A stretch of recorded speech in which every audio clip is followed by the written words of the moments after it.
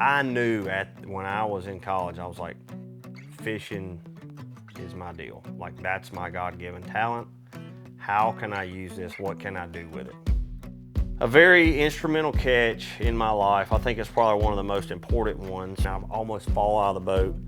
I grab the fish. It was a 5-pounder. Throw him in the boat. Freak out. Lay on the front deck because I knew that fish wanted it.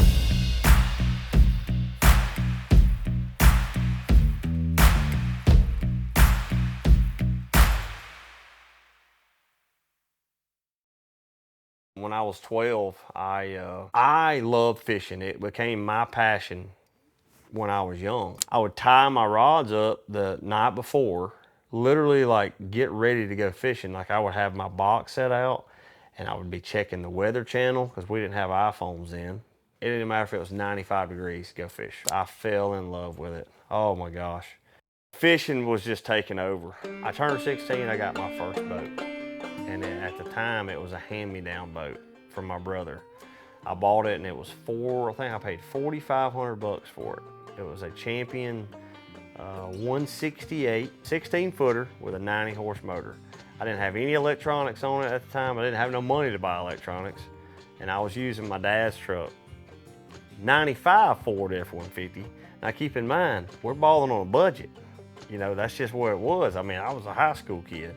I was working in a fab shop at the time, but I was getting work doing that and then fishing. So they didn't have high school fishing. Fast forward to being 16, 17 years old, I was about to get ready to graduate high school and I really wanted to continue fishing. I wanted to go to college and fish. That was when the college fishing deal kind of was popping off. And I wanted to go to college. I wanted to go and fish. So I decided, I've always been an Alabama fan. I said, I want to go to Alabama. I'm the first one in my family to even go to college and actually have an opportunity to do that. So it was a big deal for me and my family for me to go to college.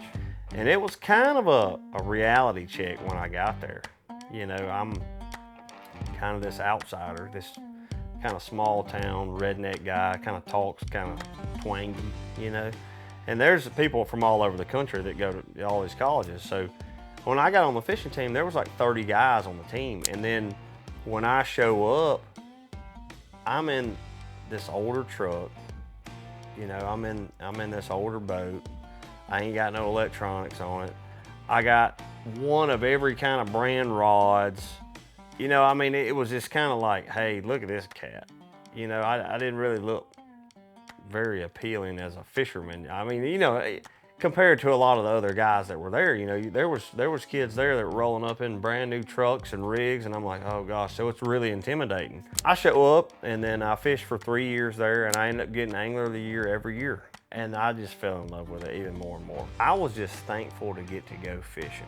Thankful to get to go and be on the team, wear an Alabama jersey, you know, and then represent the Tide, I guess, you know, and actually travel to these different lakes. So like during college, I was getting to travel and go to Okeechobee. I got to go to Texas. And like when I remember getting on the road and going to some of these places, and like, I'll still get this way now. I remember in college, I would get kind of emotional about it. Cause like we would go and we'd launch the boat to go fish a college tournament at Lake Okeechobee. That's like world renowned. Like my mind's blown. I watched guys catching on Okeechobee on TV for years, you know, in pro tournaments. I'm here now. Like, who would have thought me getting to go there? It's 12 hours away. I remember that. I remember that feeling. And I was just fortunate to get to go fishing. Just lucky.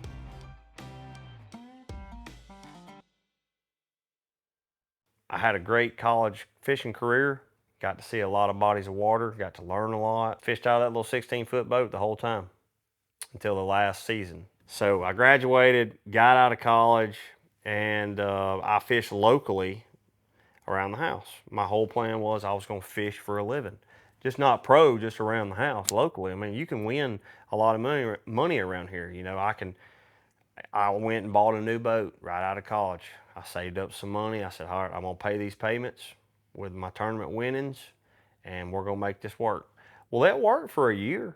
It did. I won several good tournaments. I saved up some money, and I said, all right, I'm good. And then reality hit. I went broke. I didn't have a dime to my name. And that was 2014. And I remember it like yesterday. I didn't have enough money to pay my boat payment. I didn't have enough money to pay my truck. I didn't have enough money to get gas.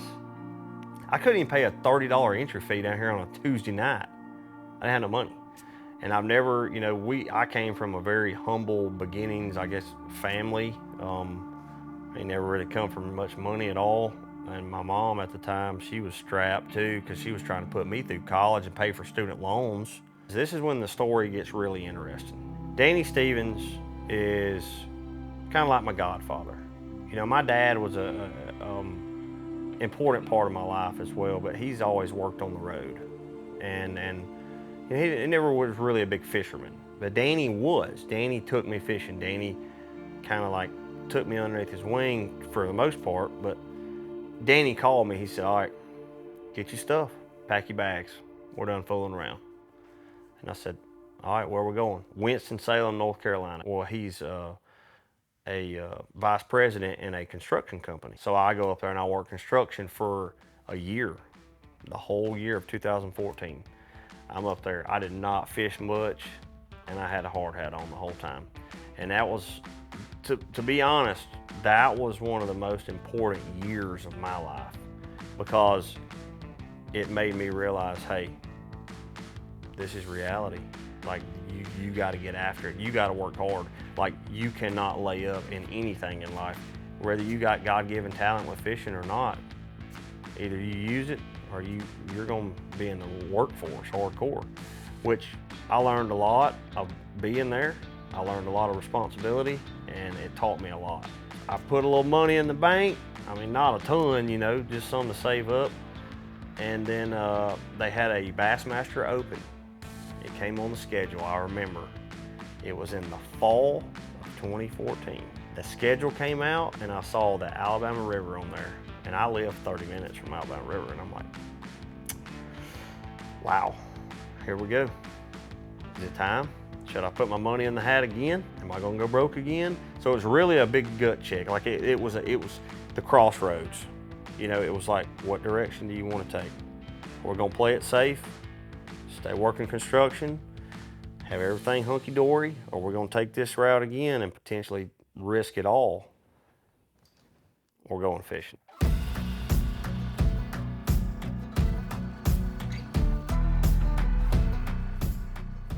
I go down there, I fished the Open. I won the tournament by 8 pounds. I practiced my butt off all week. I won the tournament 8 pounds, won $50,000. Oh my gosh, what a blessing. And I saved up my money. And I said, all right, what are we gonna do with it? How are we gonna invest? And that's what I put in my mind. You have to invest in yourself. And I wanted to invest in my dream of being a pro angler. It was just a passion that I've always had, a dream that I've always had to be a pro angler. And, I remember watching guys, Kevin Van Dam, Rick Clunn, all these guys on TV. And it was just something that I was gonna do regardless. I didn't care if it beat me down trying to get there. I didn't care if I went broke. There was not a plan B for me. There was just not. Like, I knew in my mind, this is my calling. I did. I truly did. And I was like, I'm gonna make this happen somehow, some way. I don't care. I will fish day and night. I will learn as much as I can. So, I qualified to fish at the pro level after 2016. I qualified for the Bassmaster Elite Series. The journey just starts now. I went through the gauntlet trying to get here. I went broke. I've won a tournament. I've finally made it to the pro level. Here we are. And the journey just now starts. Because not a lot of people see this. Whenever you qualify to fish pro, you have to pay the entry fees, and then you got to travel all over the country. We were going to South Dakota. We were going to Florida. I mean, the fishing expenses side of it is a lot. Not to mention, you're a fresh guy in the sport. It ain't like a lot of partnerships are out there for you. You have to build your brand up and all that. So it's just a startup business. Now I'm finally here, and that tournament win on that Open did not go a long way. not with entry fees and not with expenses. So it's like, okay, now you're really about to risk it. So I signed up to do it. We qualified and I started fishing the Elite Series. I fished pro in 2017. My 4th tournament at Ross Barnett, I ended up winning it. 12 pounds, 15 ounces! 12 pounds, 15 ounces, and Dustin Connell is a Bassmaster Elite Series champion. I won 100 grand. That was like my saving grace, another saving grace financially to keep me out here on the road. But that tournament had one special moment in it. I was catching them up the river. I was catching them how I like catching them. I like fishing current. So we're going back to my roots there. You know, I'm going back to what I love doing. And I was just comfortable, I was confident. I go out that morning with like a 4-pound lead. A very instrumental catch in my life, I think it's probably one of the most important ones, was I flipped behind a little mat in a tree, and I had had a tough day. I have not caught him that good. I set the hook, the fish gets hung up back there, you can see his tail kind of flapping, and I know it's a big one. So I put the trolling motor on high and I ease up in there, and I didn't care if I was gonna break my trolling motor off, I was getting that fish. And so I ease up in there and I almost fall out of the boat. I grab the fish, it was a 5-pounder, throw him in the boat, freak out, lay on the front deck, because I knew that fish won. That's what I'm talking about, baby. Hey, we ain't quitting. Biggin.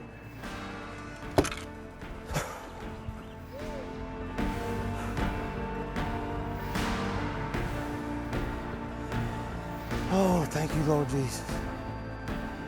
Thank you, Lord Jesus.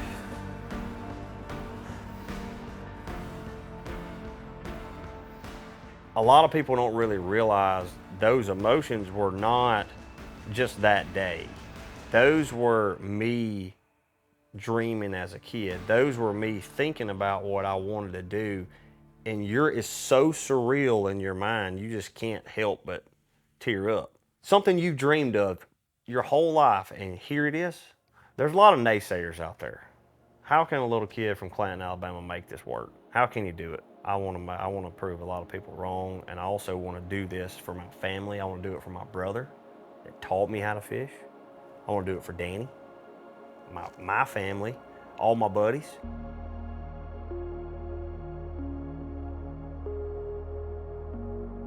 I caught that fish, I'm idling back in, and I got really emotional. And I haven't watched this video in a while, and I need to go back and look at it because those were true emotions that came out of me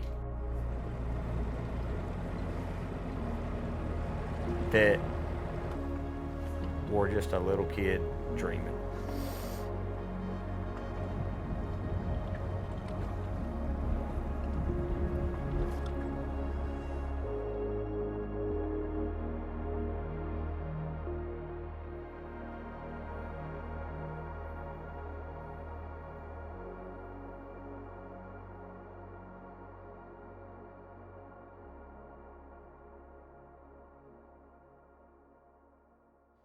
You know, being an outdoorsman, what's cool about it is we're always looking forward to each season. So like right now we're fishing, you know, we start our season in February and we go all the way until August. Well, there ain't really no deer season in then, but dove season starts in September. Then we got deer season, so we'll hunt. I go to Illinois and I'll hunt, and I hunt in Alabama here.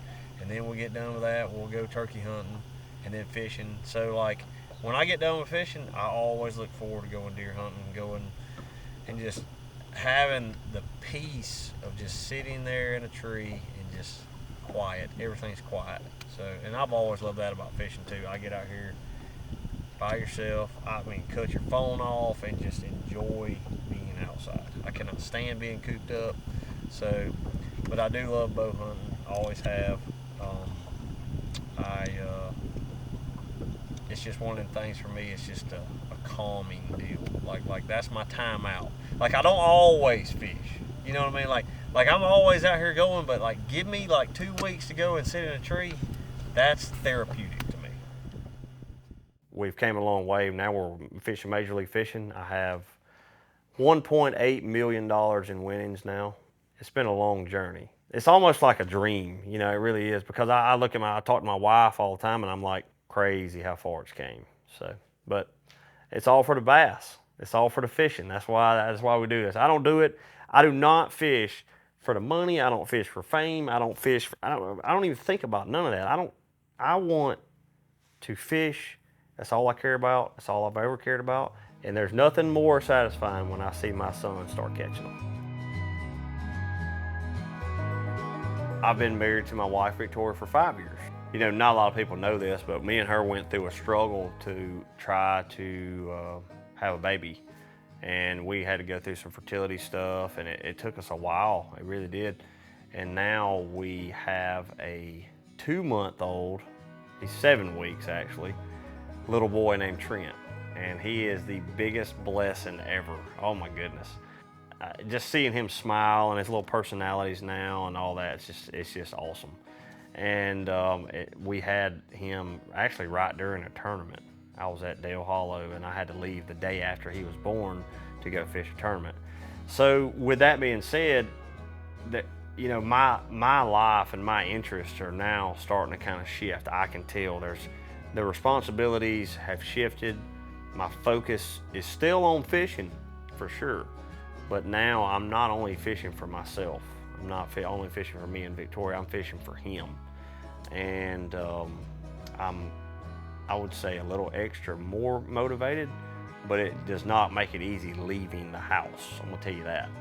So leaving him to go fish a tournament is tougher and tougher every time. You're away from home a lot, you're not there, you're not present, and these months and years are gonna fly by, and I wanna be there for him. And hopefully he has the same passions for fishing that I have, and I'm gonna try to do my best to introduce him into brim fishing and doing all that, and just get traditions going, you know, and making everything about him. That's my focus right now. Life ain't easy. It just ain't. Like everybody thinks, oh man, must be nice to go fishing every day. I'm like, dude, I have went through the ringer so much. I've had so many sacrifices. I've freaking went broke and had no clue what I was gonna do. And then finally you think, oh, pro fishing's great. You're away from the house 6 months out of the year, and then now we got a little boy, and I'm like, man, I'm gonna be gone so much, and it's tough. But I've always, you know, been really grounded in my faith, and it's tough. It is. I mean, it's tough being on the road and not being able to be in church. It's not being home with my wife. It's like I come home to a brand new house every time. And then I come home 2 weeks ago, and Trent, I just see him changing, and I'm like, oh my gosh. Having all that and climbing that ladder and getting all the way up there, it teaches you as a person discipline. It teaches you all the things you need to know. And then once you make it to the top, or once you make it to your destination, you have all the knowledge in the world. And now it's just now getting good. I feel like I'm starting to kind of catch my stride, where we're starting to get in the prime, and it's been good. So.